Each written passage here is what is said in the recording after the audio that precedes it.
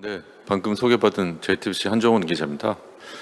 사실 이거 크리에이터 에코노미 관련돼서는 조금 이게 즐겁게 좀 가볍게 이야기하고 최근에 또 뜨고 있는 비즈니스라서 여러 가지 좀 새로운 소식들을 많이 전해드려야 되는데 지난주에 좀 안 좋은 일들이 있어서 사실 최대한 차분하게 하지만 또 최근 이제 돌아가는 이슈들에 대해서 좀 자세히 말씀드리겠습니다. 저는 뭐 소개받은 대로 지금 JTBC에 근무를 하고 있고요. 주로 기자 생활 대부분을 미디어 기자 생활을 했습니다. 근데 저는 원래는 사실 그 방송 정책이라든지 아니면 최근에 유행하는 뭐 콘텐츠 비즈니스, 스튜디오 뭐 이런 쪽을 오래 했었어요. 그러니까 뭐 소위 말씀하시는 뭐 주류 미디어들이죠. 근데 최근에는 이제 오히려 크리에이터 에코노미 쪽에 많이 좀 불려다니고 저도 이제 글도 많이 쓰고 있는데 이게 저도 이제 곰곰이 생각을 해봤는데 이게 크리에이터 에코노미가 이미 훨씬 더 커져서 사실 이미 주류 미디어를 뭐 넘어서고 혹은 또 주류 미디어도 크리에이터 이코노미 쪽으로 적극 수용하고 사실 그러면서부터 이 경계가 없어진 것 같아요.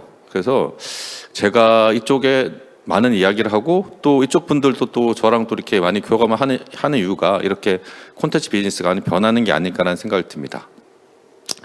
일단은 저는 이제 크리에이터 3.0 위기와 기회라는 이름으로 말씀을 드릴 텐데요. 다들 아시겠지만, 네, 이건 제 소개이고요. 지금 사진은 제가 6월달에 비드콘 LA에서 있던 비드콘 축제입니다. 그래서 사진은 여기 사진이고요. 제가 현장에서 찍어달라고 해서 과기부 분들이랑 그리고 라파 분들이랑 같이 갔다 왔었습니다. 크리에이터들도 있었고요. 네, 이 젤리 스맥은 안 나와서요. 젤리 스맥 사진을 이거 비드코인 행사인데요. 그러니까 뭐 국내에서는 사실 많이 알려졌지만 그래도 좀 많이 모르신 분들 잠깐 설명을 드리면 LA에서 매년 6월 정도에 하는 그 크리에이터 축제예요. 근데 지금은 이제 이 크리에이터 축제를 넘어서 사실상 콘텐츠 축제로 많이 넘어서고 있고요. 원래 2010년에 유튜버 2명이서 만들었는데 이게 이제 미국 축제들이 대부분 그렇거든요. 그러니까 2~3명씩이 나와서 이렇게 자기들 좋아하는 정보들을 공유하고 이런 것들을 서로 공유하는 사람이 늘면서 여러 가지 이벤트도 생기고 뭐 그런 과정들을 거치는데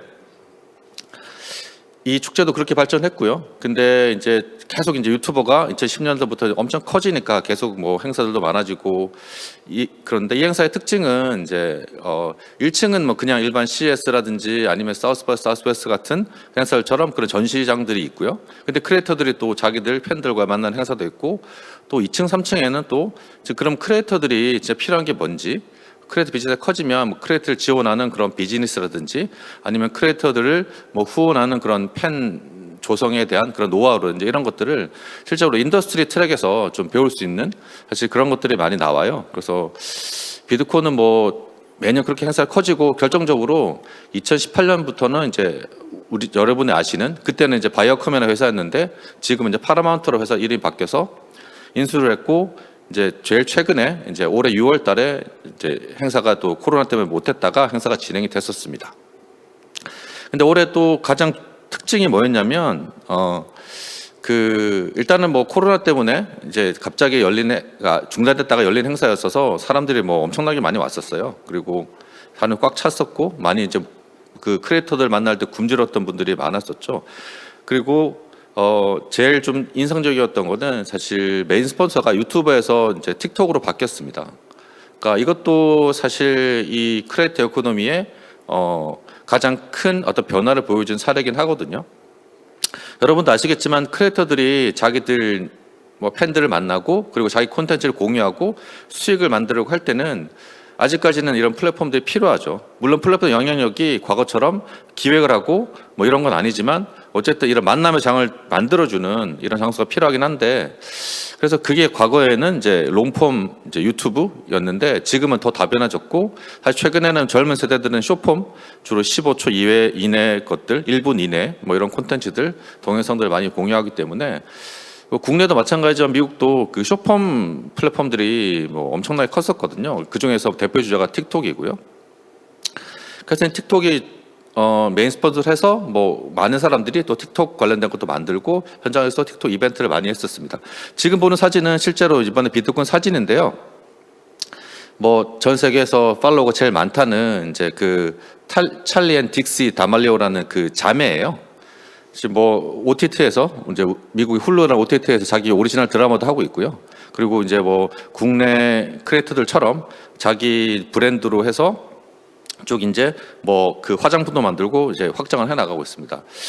그 이 친구들이 또 커가는 과정은 또 미국에서는 그 브리트니 스피어스라는 예전에 이제 있는 가수하고 많이 비교를 하거든요. 뭐냐면 사실 이 친구들이 미국에서 이제 미드웨스트에 있는 뭐 작은 주에서 있었는데 거기서 이제 그런 어떤 동영상, 춤 동영상을 올리면서 이제 성공을 했는데 뭐 이러면서부터 계속 알려지면서 뭐 방송에 나가고 전형적인 지금은 사실 크리에이터가 됐지만 전형적인 뭐 그런 루트를 따르긴 했어요. 근데 이게 브리트니 스피어스가 사실 지금 뭐 우리 표현으로 하면 도장 깨기처럼 그 한 주에서 유명했다가 여러 주를 이제 공연을 다니면서 계속 이제 유명해졌다면 여기 이제 한 번에 틱톡이라는 플랫폼을 통해서 한 번에 그 다음날에 완전한 스타가 된 그런 자매입니다. 그래서 지금은 이제 LA로 옮겨서 아예 이제 LA 하우스에서 콘텐츠를 만들고 있습니다. 현장에서 이 그 찰리를 보려고 엄청난 사람이 몰려가지고 그때 사실 뭘 할 수가 없었어요. 이건 사실 저한테 좀 빠졌을 때 찍은 겁니다. 그리고 아까 말씀드린 틱톡이고요. 그리고 계속 그 이제 영상 서서 이제 찍으려고 하는 사람들입니다. 메인 그 스테이지에 틱톡이 있었고요. 그리고 이건 뒤에 제가 소개시켜드릴 뭐 지금 현재 포브스 기준으로는 세계에서 돈을 제일 많이 번다는 크리에이터예요. 그 이제 본명은 지미 도널드스라는 친구인데 24살입니다. 올해로. 근데 원래는 이제 예명으로는 이제 미스터 비스트라는 이름으로 더 많이 알려져 있죠. 그래서 국내에서도 점점 유명해지고 있고요. 그러니까 그 이번에 비드콘에서 그 약간 놀이공원처럼 그 미스터 비스트의 그런 게임들을 즐길 수 있는 그런 야외 세트장이 만들어졌었거든요. 야외 세트장 들어가는 이 티켓입니다. 예, 이거는 저도 사실 감명 깊게 봤던 그 행사인데요. 그러니까 뭐 비트콘이 아까 말씀드렸듯이 사실상 1층에 가면 좀 뭐 기업들도 나오긴 하지만 대부분은 크리에이터들이 이렇게 나와서 이렇게 좀 팬들 많은 장소인데 이게 그 그때 이제 한국관이 처음 아마 이게 처음이었겠죠. 한국 크리에이터관이 처음 생겼는데 이때 뭐 국내에서도 이제 뭐 저랑 같이 갔었지만 여러 크리에이터 분들이 가서 이제 뭐 ASMR도 했었고 뭐 먹방도 있었고 사실 글로벌로 그러니까 뭐 언어가 필요 없는 그런 콘텐츠로 승부할 수 있는 주로 그런 데들이 많이 갔었는데 이거 좀 준비하는 사진인데요. 사실 실제로 있을 때는 사람이 너무 많아서 잘 찍지를 못했었어요. 이렇게 제가 볼 때는 이렇게 그 국가 간으로 이 크리에이터를 진출하는 거는 이제 우리가 처음이었던 것 같고요. 이거 보니까 약간 그런 생각 들더라고요. 저희가 이제 CES 때 가보면 CES 때 이제 뭐 국가관 같은 게 나오는데 이게 이게 크리에이터도 이제 좀 산업화가 됐구나 하는 생각이 들었습니다. 사실 뭐 그 형태가 똑같잖아요. CES 때 한국관을 가면 한국에 있는 그런 이제 스타트업이나 중소기업 분들이 이렇게 나와서 자기 제품들 서비스 소개를 시작하는데 이것도 뭐 크리에이터가 사실상 지금은 기업이니까요. 이렇게 해서 많이 했었고 그때 뭐 상품도 많이 준비해 오셨는데 뭐 사실 줄 서서 그 특히 사인 받아 가시는 분도 좀 계셨고 줄 서서 이제 상품들을 받아 가시려고 하는 분들도 있었습니다. 네, 그 잠깐 짧게 제가 비트콘을 소개해 드렸고요. 비트콘은 지금 현장이니까 말씀드리고 어쨌든 지금 크리에이터 이코노미가 뭐 계속 예전에는 뭐 어텐션 이코노미도 했었고 지금 크리에이터 이코노미가 자리 잡은 지 한 2년 정도 된 것 같습니다. 뭐 본격적으로 성장하게 된 거는 뭐 2019년 그때 코로나 때 그때 이제 아무래도 사회가 좀 많이 이렇게 중단이 되고 하면서부터 크리에이터 이코노미가 성장을 했는데 국내도 마찬가지로 해외도 그렇게 많이 성장을 했고 2021년에 대부분 스타트업들이 이제 크리에이터 이코노미를 지향하면서 많이 나왔습니다. 그래서 처음에는 사람들이 제일 많이 물어봤어요. 도대체 크리에이터 이코노미 뭔지. 뭐 지금 뭐 웹 3.0, 메타버스도 다 마찬가지죠.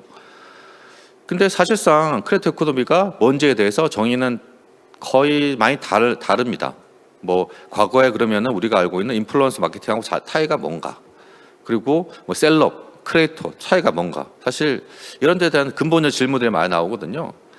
물론 이게 그 크리에이터라는 게 뭐 마케팅적인 용어고 그리고 뭐 새롭게 등장한 분들이 아니고 자기 분야에서 이제 버티컬로 열심히 했던 분들이 지금 크리에이터 수익을 내고 있기 때문에 과거랑 다른 점이 크지 않는데, 사실 제가 생각할 때는 크리에이터 이코노미가 어떤 경제적으로 이제 형성이 된다. 그리고 크리에이터가 중요하다고 할 때는 이 여자 콘텐츠 제작의 주도권, 그리고 어떤 이런 생태계, 이런 것들이 이제 어떤 크리에이터를 중심으로 이제 새로운 그 경제적인 이런 규모들이 발생하고 있는 게 크리에이터 이코노미라고 생각을 해요. 그래서 뭐 대표적인 게 그런 것들을 도와주는 뭐 지원 플랫폼, 회계 플랫폼들이 쭉 많이 나오고요. 그리고 뭐 국내에서도 그런 게 있지만 이제 미국에서 그때 한참 인기 있었던 까메오라는 플랫폼 같은 경우는 뭐 실제로 자기가 보고 싶었던, 처음에는 그렇게 출발했었습니다. 자기가 보고 싶었던 예전에 조연들, 아니면 뭐 그런 작지만 자기한테 큰 가수들, 아니면 그런 배우들, 이런 분들하고 실제로 이제 소통하게 되는 이런 장들을 만들어주는 이런 플랫폼이었고, 내가 플랫폼한테 어떤 그 소통에 대한 가치를 부여하는 게 아니라 내가 직접 그 일종의 후원 개념이죠. 그리고 팬클럽 같은 개념, 이런 것부터 직접 후원하게 되고, 그리고 그들의 작품들, 또 그들은 또 팬들한테 독점적인 그런 콘텐츠를 또 제공하게 되는 이런 생태계가 만들어진 게 크리에이터 이코노미고요. 사실 그래서 이 형태들, 그러니까 크리에이터라는 게 형태가 다양하잖아요. 뭐 콘텐츠도 있고 음악도 있고, 그리고 뭐 사실 저는 항상 기자들한테도 이 크리에이터라는 관점을 계속 가져야 한다고 이야기를 하고 있거든요. 뭐 그런 다양한 크리에이터들이 모여서 좀 폭발하게 되는 게 2021년 그렇게쯤이었습니다. 근데 최근에 아까 제가 왜 위기를 말씀드렸냐면, 근데 그렇게 폭발하다가 사실 이게 코로나가 좀 잠깐 주춤해지면서 뭐 이제 아무래도 그 크리에이터들에 대한 어텐션이 많이 줄었어요. 그리고 한 2, 3년 오다 보니까 이게 도대체 비즈니스로 발전할 수 있는 건지, 사실상 그런 데 대한 우려들이 되게 많이 있었거든요. 그래서 지금 주춤한데, 그 중에서 물론 이제 또 이제 성공한 사람들도 있죠. 뭐 수익을 내는 사람들도 있고 부업을 하는 사람들이 있고, 어쨌든 지금 크리에이터 이코노미는 하나의 사회 현상이고, 모든 비즈니스는 그렇게 어떤 약간의 부침을 겪으면서 이렇게 진자 운동을 하게 됩니다. 지금 보시는 이 사진은 얼마 전에 이제 어도비가 이제 매년 이제 그 크리에이터 이코노미 관련돼서, 그런데 크리에이터가 어떻게 돈을 버는지 대해서 이제 보고서를 내요. 최근에 나온 보고서라 한국도 포함이 돼 있어서 제가 이제 좀 소개를 해봤는데요. 뭐 어도비는 아시겠지만 원래 이제 뭐 그래픽 툴도 하면서 뭐 PDF도 하고 이렇게. 근데 뭐 크리에이터들한테는 사실 없어서는 안 되는 뭐 솔루션이죠. 그렇기 때문에 크리에이터 이코노미에 대해서 열심히 조사도 하고 있습니다. 여기 12개 지역을 조사를 했었는데요. 이 중에서 이제 돈을 얼마나 이제 벌고 있는지에 대해서 조사를 한 거예요, 사실. 그 중에서 보면 전체 이제 설문자 중에 한국 그 크리에이터 중에 한 48%, 절반 가까이가 사실 뭐 수익을 올리고 있다. 뭐 얼마를 올리든지 어쨌든 그 그러니까 크리에이티브 활동을 통해서, 그러니까 크리에이터를 통해서 돈을 벌고 있다고 이제 응답을 했고요. 이 비율은 사실 전 세계보다 조금 뭐 낮은 수준이긴 한데, 그래도 뭐 괜찮은 수준입니다. 뭐 낮은 수준에 대해서는 우리나라 51%군요. 낮은 수준에 대해서는 뭐 이게 여러 가지 이유가 있는데, 한국 같은 경우는 이 부업을 하시는 분들이 많아요. 외국은 전업이 많고요. 그러니까 그리고 한국은 유튜버도 많긴 한데, 실제로 돈을 버는 분들은 인스타그램에 많이 모여 계세요. 그렇기 때문에 조금씩 다른 부분이 있습니다.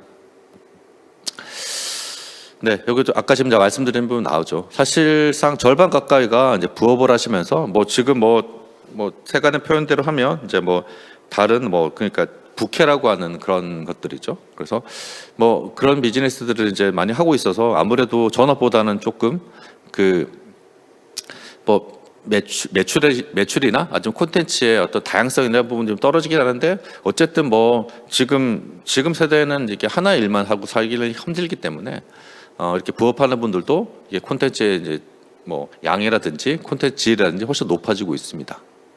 이건 전 세계보다는 비중이 높고요. 그런데 여기 지금 멀리 계셔가지고 숫자는 잘 안 보이실 텐데, 그 제일 사실 돈을 많이 버는 게 그러니까 여기 지금 빨간색이 뭐냐면 빨간색 실제 돈을 버는 비율이고 이제 그다음에 그 검은색은 이제 부업을 하는 분들이 이제 돈을 버는 건데 뭐 부업이 더 많긴 해요. 계속 그러니까 그 각 비중 중에 전업, 부업 이렇게 나오는 거죠. 그래서 뭐 사진이나 이런 거 올리는 편집 제외 사진 편집이거든요. 사진 편집하시는 분들은 사실 그러니까 부업이 더 많다는 이야기고 뭐 그거는 콘텐츠 만들 때 사진 포스팅하고 뭐 그리고 이제 팔로우 받고 이런 것들이 상대적으로 시간이 이렇게 오래 걸리지 않기 때문에 사실 그런 부분들이 많고요. 그 뒤에 쭉 보시면 사실 뭐 음악이라든지 NFT라든지 이런 쪽은 또 뭐 이렇게 비율은 낮지만 그리고 전업 비율이 또 높아지게 되는 비등하게 되는 뭐 그런 상태에 있습니다. 네. 뭐 여전히 한국도 그 사진 크리에이터들이 많습니다. 아무래도 이게 지금 이게 숫자가 인터넷에서 이 보고서 찾아볼 수 있으시니까요. 한번 찾아보시면 될 텐데 여기 제일 끝에는 SK가 한국이고요. 여기 보시면 한국도 여전히 글로벌 트렌드에 맞춰가지고 사실 그 사진이나 아니면은 뭐 현재 그 이제 자기와 관련된 새로운 이제 뭐 글 쓰는거나 이런 데 대한 크리에이터 비중이 되게 높고요. 그래도 뭐 전체적으로 이제 상당한 부분들이 이제 상당한 포맷들이 활동하고 있지만 사실 제가 요즘에 유심히 보는 것들은 NFT나 VR 같은 그런 어떤 이른바 웹 3.0 관련해서 이제 그 비즈니스에 대한 크리에이터들이에요. 최근에 아무래도 3.0 메타버스라든지 이런 새로운 플랫폼에 대해서 관심도 많고 어쨌든 새로운 경제들 특히 그 메타버스에서는 크리에이터들이 활동할 수 있는 영역이 상당히 많지 않습니까? 게임이라든지. 그러니까 이게 뭐 과거에 웹 2.0 시대에도 뭐 인터넷이나 이런 커뮤니티가 크리에이터들한테 많이 수익을 남겨줬다면 사실 3.0 시대에는 메타버스라는 플랫폼이 수익을 많이 남겨줄 텐데 어쨌든 그 부분에서 이게 그 항상 크리에이터 비즈니스가 이제 성공하고 하려면 이 콘텐츠만 성공한다고 되는 건 아니거든요. 뭐 거기 지원하는 플랫폼들도 맞춰줘야 되고 그리고 이제 한국 같은 경우는 콘텐츠 질이 상당히 높지만 이게 아무래도 이제 글로벌에서는 또 영어 콘텐츠가 또 이렇게 수익화되는 비율이 많기 때문에 상대적으로 좀 불리한 부분이 있는데 그 중에서도 좀 유리한 부분들은 이렇게 영상 콘텐츠를 이용한 음악이라든지 아니면 아까 뭐 영상 콘텐츠를 이용한 뭐 먹방 이런 것들이 있는데 이 중에서 NFT나 VR 같은 경우도 미국이 사실 뭐 플랫폼들이 워낙 크니까요 많이 각광을 받고 있지만 비율도 이제 나중에 자세히 보시면 제가 지금 뭐 그냥 말씀을 드리는데 이런 비율들이 사실 한국이 되게 높아요. 그러니까 한국도 크리에이터가 이제 과거에 이제 뭐 사진이라든지 아니면 글 주로 이제 영상들 짧은 영상들을 시작했던 크리에이터들이 정말 이걸 가지고 새로운 플랫폼을 만드는 어떤 새로운 경제들이 좀 확산되는 이런 시기가 아닐까라는 생각이 듭니다. 이거 재밌는 결과죠, 사실. 그러니까 젊은 세대가 사실 G세대가 지금은 조금만 있으면 뭐 사회 어쨌든 뭐 사회 진입을 할 거고 지금도 뭐 일부 G세대는 진입을 했죠. 그리고 조금만 있으면 이제 의사결정권을 분명히 가질 텐데 이럴 때는 이제 경제가 변할 수 있다는 이야기죠. 지금 뭐 사실 기존 수익화되는 되게 평균 돈을 버는 그런 세대들보다 검은색이 지금 G세대거든요. 뭐 숫자는 제대로 안 보이시겠지만 사실 당연히 검은색이 거의 모든 장르에서 앞선다고 보시면 될 것 같아요. 그리고 특히 뭐 지금 격차가 많이 나오는 장르들은 대부분은 좀 전문성을 상당히 요구하는 장르들이에요. 영화라든지 아니면 뭐 NFT도 마찬가지고요, 게임도 마찬가지고요. 그러니까 지금 뭐 과거에 이제 기성세대들은 어쨌든 이게 성공에 대한 루트 아니면 자기 직업에 대한 그런 관점들이 어떤 한 방향인 경우가 많았잖아요. 물론 다른 경우도 있었지만, 근데 지금은 본인이 생각하는 어떤 성공의 기준, 본인이 생각하는 직업 기준들이 너무 다양해지기 때문에 그래서 오히려 좀 G세대들한테 크리에이터의 좀 희망을 뭐 새로운 어떤 경제 희망을 많이 걸게 되는 부분들이 있죠. 그래서 뭐 국내도 최저임금하고도 비교를 많이 하지만 뭐 이 자료에는 제가 이제 뭐 국내하고는 비교를 한 적은 없어서 그냥 미국하고 비교해서 그 같은 세대, G세대, 그러니까 자기 또래 친구들보다 크리에이터들이 돈을 벌고 있는 크리에이터들이 시간당 평균 임금 6배 정도 많다. 이런 결과가 나왔었어요. 뭐 그러다 보니까 근데 이제 이게 뭐 지금 문제는 사실 지속적으로 돈을 벌 수 있냐 그 문제가 있지만 어쨌든 이거는 시장이 형성되고 이 시장은 앞으로도 계속 커질 가능성이 있다. 이런 것들을 보여주는 대표적인 예입니다. 근데 사실 시장이 커지려면 제일 중요한 건 수익이에요. 많이 아시겠지만 인스타그램 마찬가지고 나머지 뭐 다른 플랫폼 우측도 마찬가지지만 뭐 대부분의 지금 크리에이터들이 광고를 벌고 있는데 근데 사실 아시겠지만 광고가 메인 수익원은 못 돼요. 전업 크리에이터 같은 경우는 대부분은 기업하고 이제 협찬해서 프로모션들 주로 이제 뭐 협찬 콘텐츠인데 뭐 한국에서는 뭐 일부에서는 또 협찬 이제 그거를 제대로 고지하지 않아서 문제가 있기도 했지만 어쨌든 기업들도 코로나를 거치면서 그 크리에이터들에 대한 신뢰도가 많이 높아졌거든요. 이것도 사실 크리에이터 에코노미의 좀 새로운 전형일 수도 있는데 그 과거에 셀럽 비즈니스 할 때는 사실 한두 명이 어쨌든 셀럽하고 콜라보를 했었고 나머지 브랜드들 좀 약간 잠잠했다면 지금은 사실 크리에이터들의 신뢰도가 기본적으로 높아진 편이에요. 물론 이제 그런 신뢰도라는 게 또 일부 크리에이터들은 또 이 등락이 있긴 하지만 전반적인 크리에이터들에 대한 신뢰도가 높아졌어요. 그러다 보니까 전통적인 비즈니스 하는 그런 기업들도 크리에이터들하고 협업을 많이 하거든요. 근데 이게 아무래도 이게 비율이 높기 때문에 실제로 수익은 뭐 여기서 많이 벌게 되죠. 광고는 뭐 여전히 높은 비율이지만 전체 비용 금액은 훨씬 더 커지고요. 뭐 한국 같은 경우도 이거 제일 끝에가 한국입니다. 75%. 이거는 한국도 거의 자기 수익의 75%를 대부분 그러니까 이렇게 이게 더 많다고 답한 사람 75%인데 대부분 이렇게 더 많이 벌고 있다고 하는 거고 실제로 국내에도 뭐 제거 회사들 이런 회사들도 많이 크리에이터랑 이제 말을 하지만 미국도 특히 코로나 거치면서 계속 이제 스포츠 경기들이 제대로 이제 진행을 못했잖아요. 그러다 보니까 원래는 아시겠지만 이제 미국은 그 NFL 같은 게 타면 거기 이제 과자 같은 광고도 항상 이제 뭐 음료수 광고, 과자 광고들이 잔뜩 나와가지고 사람들한테 신제품 쫙 공개를 많이 했지 않습니까? 그런데 한 2년 동안 스포츠 경기를 못 하다 보니까 그 사이에 이제 그거를 그 간극을 다 크리에이터들이 메꿨어요.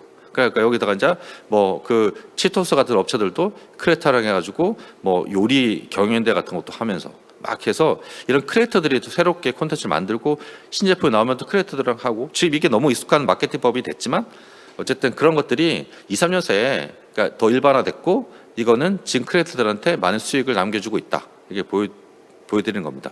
물론 이거 장기적으로는 사실 모든 미디어들의 숙명이지만 이게 구독 미디어라든지 아니면 어쨌든 콘텐츠 수익이 높아져야 되는 건 맞습니다.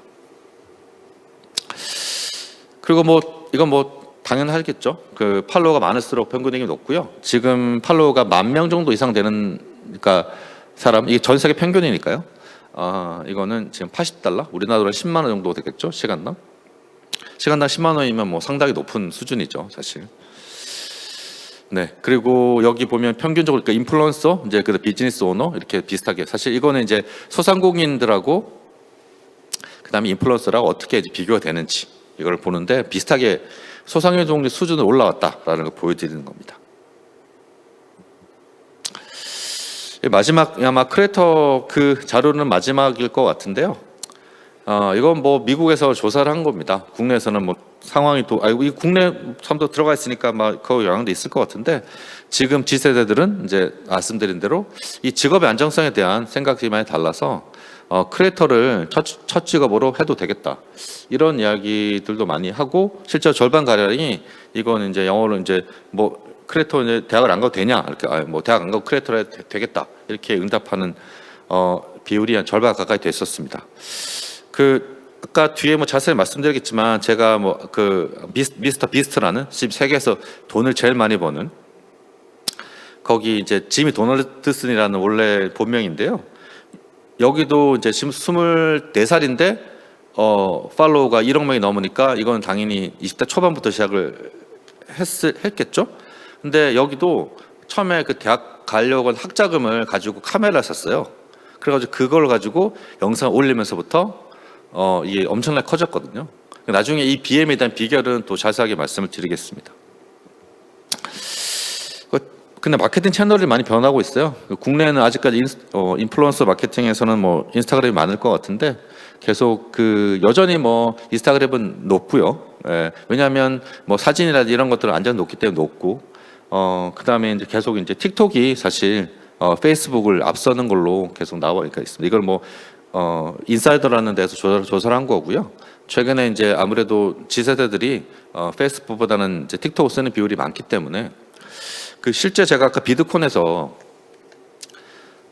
지나갔는데 뭐 이렇게 사람들한테 이제 그때가 이제 제가 직접 물은 건 아니고 어떤 미국 매체가 이제 지나가면서 이제 어떤 뭐 틱톡 그때 틱톡이 뭐 이게 메인 스포츠 되면서 그럼 틱톡이 진짜 그러면 뭐 지금 유튜브라든지 다른 거 넘어설지에 대해서 관심이 많았었거든요. 지금도 그렇지만 그래서 그 제가 볼 때는 한 15살, 14살 정도 되는 그런 또래 이제 소녀들이었는데 소녀들한테 질문을 했었어요. 그러면 여러분들이 페이스북에 대해서 생각나는 게 뭐냐 물었더니만 그 사람들은 영어로 딱 하나 대답하더라고요. 제가 알아들 수 있는 영어로 패밀리 띵이라고 그러더라고요. 그러니까 페이스북은 이미 가족들이 이렇게 보는 그런 공공의 장이고 자기들 친구들하고 틱톡이나 스냅을 한다고 이렇게 말을 하더라고요. 어쨌든 마케팅 담당자들은 그런 것들까지 뭐 이게 근데 뭐 그러니까 그거는 그 한 사례고 또 페이스북도 나름대로 또 계속 발전하고 있지만 지금 트렌드들은 또 이제 이렇게 변하고 있다는 걸 제가 말씀드립니다. 이렇게 제가 희망적인 이야기를 했다가 왜 위기라고 말씀드리냐면 모두에 말씀드렸듯이 이 크리에이터 이코노미들이 이제 아무래도 경제가 커지다 보니까 빈익빈 부익부가 생기고 그리고 돈을 버는 사람들 돈을 벌고 못 버는 사람들 여전히 사실 못 벌게 돼요. 뭐 그건 어쩔 수 없는 상황이긴 하죠. 그래서 이게 뭐냐면 그래서 이제 지난해 그러니까 계속 이제 코로나 때 그러면 이제 국내에서도 뭐 여러 개 이제 플랫폼들이 많이 나왔었죠. 근데 서브스택이라든지 뭐 카미오 아까 말씀드린 서브스택은 뉴스레터 플랫폼입니다. 마스터 클래스는 국내에서도 비슷한 게 있는 걸 알고 있는데 그 자기가 이제 유명한 사람들이 이제 그러니까 공연이나 아니면 자기 그 노하우를 나눠주는 뭐 그런 이제 어떤 뭐 그런 어떤 유명 밴드들이 가르치는 뭐 그런 기타 공연 이런 것들이 이제 시리즈로 나와 있어요. 회원제로. 지금 이제 비크도 비슷한 플랫폼들을 하는 걸로 알고 있고요. 이렇게 했는데 지금 젤리스도 있고 그래서 지금 계속 이제 스타트업들이 사람을 그러니까 코로나 때 이게 수요가 너무 많다 보니까 사람을 엄청나게 많이 뽑았었거든요. 근데 아무래도 코로나가 끝나고 나서 투자가 좀 시들해지고 그리고 이제 그때 당시에 투자를 상당히 받았던 비율에서 지금 아까 말씀드린 이 수술 이후에는 새로운 수익 모델이 나오지 않기 때문에 사실상의 조금 향후에 좀 조급함 때문에 그리고 인원들을 많이 해고를 했습니다. 그래서 실제로 카메오 같은 경우는 뭐 이게 카메오가 그 당시에 되게 새로운 플랫폼으로 인정을 많이 받았었거든요. 정말 그냥 이게 주로 이제 재밌는 현상이 있었는데 카메오가 그런 거예요. 내가 이제 우리 어머니가 어떤 옛날의 배우를 좋아했는데 이 배우한테 뭐 이런 재밌는 영상을 생일 축하한다는 말을 받아도 좋을까? 그러면 전화를 해서 그 배우를 해서 배우한테 비용을 주면 그 배우가 실제로 자기 거 녹화해서 그러니까 그 어머니한테 이제 전달해주고 뭐 이런 식의 그 어떤 교감들이 벌어지는 거라서 상당히 센세이션하게 성장을 했었거든요. 그리고 또 그 미국인 정치인들이 카메오를 많이 이용했어요. 그래서 카메오를 해가지고 실제로 자기 여기서 이제 정치 자금을 많이 모으고 그리고 그랬는데 이게 아무래도 수수료 이외에는 다른 BM들이 오지 않기 때문에 그래서 많이 해고를 했죠. 그래서 서브스택도 마찬가지고 이렇게 좀 고전을 했었습니다. 새로운 플랫폼들이. 이거는 이걸 숫자로 말씀을 드린 건데요. 이게 지금 이제 위에 바가 2021년부터 분기별로 그러면 이제 이 스타트업, 미국 스타트업들이 얼마 투자를 하는지에 대해서 보면 일단은 그림으로만 보셔도 그 매 분기 이제 투자 비율이 좀 줄어들고 있죠. 그래서 이거 디인포메이션이라는 매체에서 조사를 한 건데요. 이 조사가 2021년부터 조사를 했었어요. 그러니까 2021년부터 1분기까지 그러니까 65억 달러 정도가 이제 여기다가 이제 1,500원 정도 곱하면 우리 돈이 되겠죠. 그래서 투자를 받았는데, 근데 어쨌든 시장은 계속 이어지는데 시드 투자는 이어지는데 시리즈 A, B가 계속 이제 별로 없는 거예요. 아까 말씀드렸듯이. 그러니까 지금 사실 그 단계에 있고요. 근데 뭐 그 중에서도 사실 괜찮은 BM을 가진 뭐 업체들은 계속 시드는 받고 있어요. 그러니까 뭐 지니스라든지, 지니스는 뭐 디지털 휴먼 업체인데 이 업체는 지금 뭐 거의 그러니까 웹3의 뭐 픽사라고 불리는 뭐 그런 업체고요. 그 밑에 이제 라이브 쇼핑도 돈이 많이 받았고, 근데 여기 오른쪽은 그러면은 그럼에도 불구하고 돈을 어디로 가느냐 봤을 때, 그러니까 우리도 이제 뭐 비크도 마찬가지고 사실 그 뭐 샌드박스도 마찬가지지만 지금 사실 크리에이터 이코노미가 커지고 결국엔 크리에이터를 지원하는 플랫폼이나 서비스가 늘고 있잖아요. 사실 지금은 그런 쪽에 그나마 좀 어렵지만 그런 쪽에 돈이 많이 들어간다. 돈이 많이 투자된다. 그런 이야기죠. 그 이야기는 이게 시장이 어느 정도 한번 정리됐는데 일단은 이런 생태계는 유지가 되는데 이 생태계가 얼마나 건전해지냐 이 단계에 왔다. 이렇게 볼 수가 있죠. 그래서 현재는 어떤 세대 기회를 볼 수 있냐를 말씀을 드리면, 네, 이거는 그래서 이제 크리에이터들의 플랫폼을 돕는 아까 말씀드린 성장하고 있고요. 넘어가겠습니다. 이건 국내니까. 네. 네. 그리고 그래서 이제 크리에이터들한테 이제 대우를 잘해줘야 되니까 이제 광고를 쉐어하겠다는 데들이 늘었어요. 네. 그래서 이제 여기 색깔이 초록색이 이제 광고를 쉐어하고 있는 부분이고, 뭐 롱폼, 숏폼, 뭐 그다음에 그 스토리라는 없어지는 그런 콘텐츠죠. 근데 노란색은 이제 아직까지 협의 중이다. 그러니까 점점 갈수록 아마 녹색이 늘 것 같고요. 그리고 원래는 사실 플랫폼들이 과거 욕심을 부려서 크리에이터들을 더 필요 없고 자기들 오리지널 만들면 된다라고 많이 해서 사실 한 1년 사이에 뭐 페이스북도 그렇고 스냅도 그렇고 유튜브도 그렇고 많이 투자했었거든요. 근데 사실 이게 근데 투자 방식이 그러니까 결국에는 자기들이 이제 OEM으로 해서 만드는 콘텐츠가 이 비용도 많이 들고 여러 가지로 이제 크리에이터 그러니까 오디언스들한테 효과들이 이렇게 자기 투자도 효과가 크지 않으니까 많이 선회를 했어요. 차라리 크리에이터들한테 지원을 하면서 이제 크리에이터 이코노미 키우는 게 더 좋지 않을까. 그러면서부터 오리지널에서 철수를 했었습니다. 유튜브도 유튜브 오리지널 있었지만 철수를 했고요. 그래서 이제 말씀드렸듯이 그런 이제 크리에이터들한테 그 지원하는 프로그램들, 뭐 메타는 또 이제 크리에이터 콘텐츠를 또 내보냈고, 그 틱톡은 또 크리에이터 프로그램들 하면서 틱톡 펄스라는 걸 도입하면서 이제 많이 보상을 하고 있죠. 트위치도 마찬가지고요.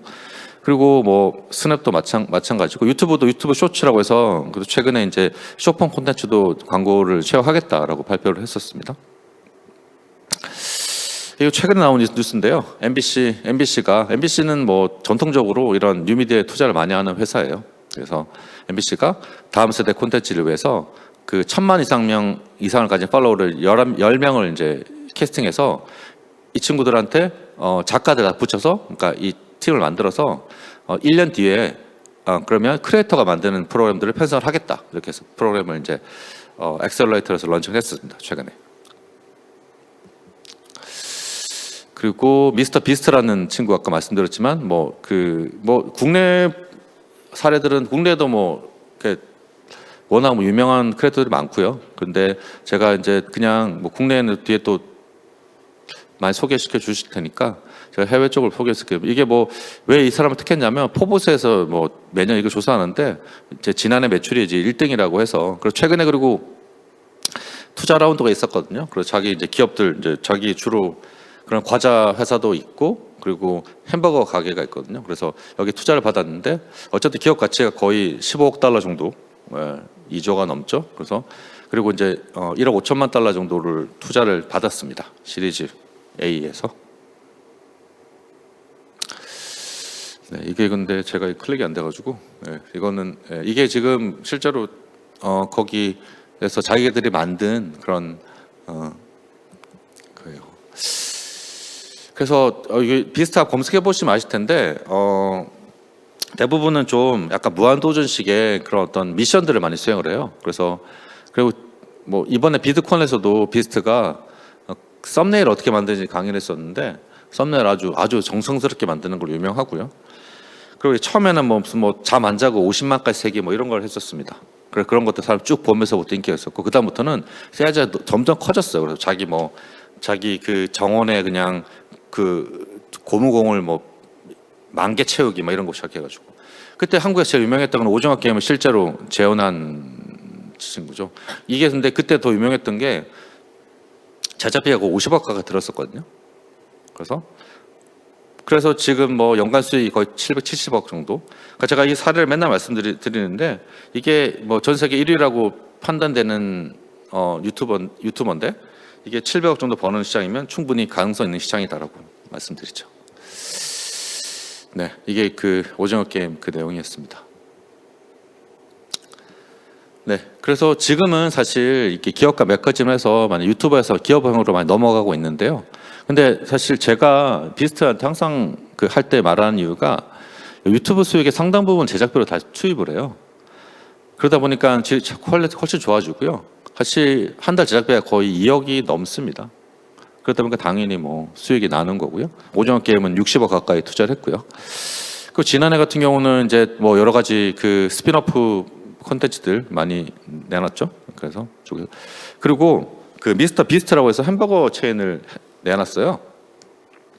근데 이건 고스트 키친 시스템을 운영했는데 자기가 이제 다 이용한 건 아니고 어쨌든 레시피 같은 걸 좀 공용으로 만들고 이거를 이제 각 지역 그 로컬 햄버거 집하고 이렇게 협업을 하면서 뭐 포장재 이런 것만 공급을 하고 거기서 배달하는 쪽으로.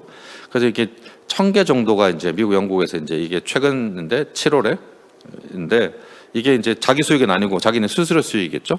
1억 달러 정도가 이제 전체적으로 1,000개 매장에 놨었다. 이렇게 해서 비스트로. 예.